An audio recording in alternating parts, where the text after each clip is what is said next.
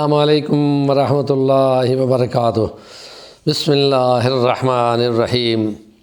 یا اہل الکتاب تعالوا الی کلمۃ سواء بیننا وبینکم الا نعبد الا اللہ ولا نشرک بہ شیئا ولا یتخذ بعضنا بعضا اربابا من دون اللہ فإن تولوا فقولوا اشہدوا بأننا مسلمون۔ نبی کریم صلی اللہ علیہ وسلم نے مختلف ممالک کے سربراہوں کو، بادشاہوں کو، گورنروں کو، علاقائی نائبوں کو خطوط لکھ کر اسلام کی تبلیغ کی، اور پھر انہوں نے ایران کے بادشاہ کسریٰ پرویز کو لکھا، قیصر روم کو لکھا، نجاشی بادشاہ خطوط لکھے، آپ نے مصر کے بادشاہ مقوقس مصر کو، جو کہ اسکندریہ میں گیا ہوا تھا، وہاں پر وہ پہنچے۔ حضرت حاتب بن ابی بلتع ایک صحابی ہیں، وہ لے کے گئے تھے، اور پھر وہ جب ان کے سامنے وہاں پر گئے تو دریا کے کنارے وہ محفل لگا کے بیٹھے تھے، اشارہ کیا گیا کہ یہ خط لائے ہیں، اور پھر آپ نے نبی صلی اللہ علیہ وسلم نے ان کو جو خط دیا تھا وہ انہوں نے اس کے سامنے پیش کیا، تو اس نے بڑے ادب اور احترام سے وصول کیا، اور پھر اس کو نے پڑھا، جس میں تھا کہ رسول اللہ محمد عبدہ و رسولہ کی جانب سے مقوق سے مصر کے نام خط ہے کہ اسلم تسلم، اور یہ شاہ قبط ہے جو عیسائی مذہب کے بہت بڑے علاقے کے قبطی نسل سے تھے، کہ اگر تم اسلام لاؤ تو تم کو دوہرا اجر ملے گا، حضرت عیسیٰ پہ ایمان لانے کا اور محمد رسول اللہ پہ ایمان لانے کا، اور اگر تم نے تسلیم نہ کیا تو پھر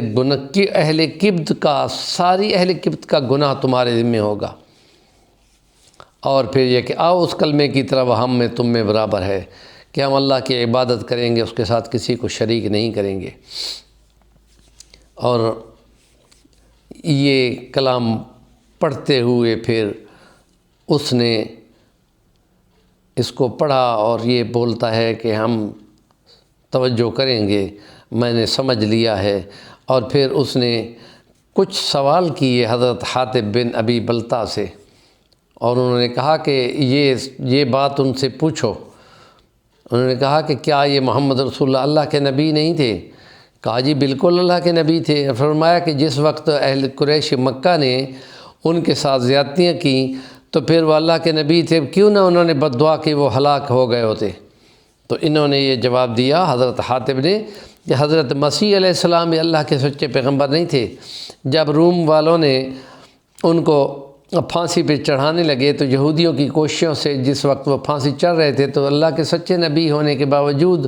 انہوں نے سولی پہ چڑھنے سے پہلے کیوں نہ ایسے کلمے پڑھ لیے کہ جن سے وہ ہلاک ہو جاتے اور وہ بچ جاتے۔ تو مقوقس مصر کہتا ہے سمجھدار آدمی دانشور کے پاس سے آیا ہے تو دانشور ہے، میں اس سے اور بھی باتیں کرتا ہوں۔ اور پھر یہ چیزیں ہیں کہ جو اس نے ان سے پوچھیں، اور پھر ان سے مکالمہ ہوا، اور یہ یوں ہے کہ پھر اس نے کہا کہ میں آپ کو آپ کے نبی کی طرف سے جواب دے رہا ہوں، اور یہ کہ یہ میں اس پہ مطالعہ کروں گا۔ آپ ایک نبی نے آنا تھا، اور وہ ہو سکتا ہے کہ ایک نبی نے آنا تھا، اور یہ ہم کچھ تحفے آپ کو بھیج رہے ہیں، یہ آپ وصول کریں، اور پھر وعدہ کیا کہ میں اس کا مطالعہ کروں گا۔ دو بانیاں کچھ پارچہ جات بھیجے تھے۔ یہ مقوقوں سے مصر کی بات ہے۔ ہمارے پہلے ولاگ میں یہ غلطی تھی، ہم نے قیصر روم کے نام لگا دیے کہ جو اس نے نہیں بھیجے تھے، بلکہ مقوقوں سے مصر نے بھیجے تھے، جن میں حضرت ماریہ قبطیہ بھی تھیں کہ جو نبی پاک صلی اللہ علیہ وسلم نے جن سے نکاح فرمایا تھا، اور ان کا چھوٹا بیٹا جو 2.25 سال کی عمر میں فوت ہوا تھا ابراہیم نامی، وہ انہی کے بطن سے پیدا ہوئے تھے، اور نبی پاک صلی اللہ علیہ وسلم کی ساری اولاد باقی حضرت خدیجہ سے پیدا ہوئی تھی، اور جس میں آپ کے 2 بیٹے قاسم اور عبداللہ، اور زینب، ام کلثوم اور رقیہ اور فاطمہ، یہ 4 بیٹیاں حضرت خدیجہ کے بطن سے پیدا ہوئی تھیں۔ ایک ابراہیم تھا جو حضرت ماریہ قبطیہ کے بطن سے پیدا ہوئے تھے۔ ہمارے چینل کا نام ہے صفی الوانی، ضرور سبسکرائب کریں، کام کی بات کا کمنٹ کریں، اور اس سلسلے کے مقوقوں سے مصر کی طرف بھیجے والے خط میں کہ یہ پہلا ولاگ ہے، اور خطوط لکھے جانے کی طرف سے یہ 7واں ولاگ ہے۔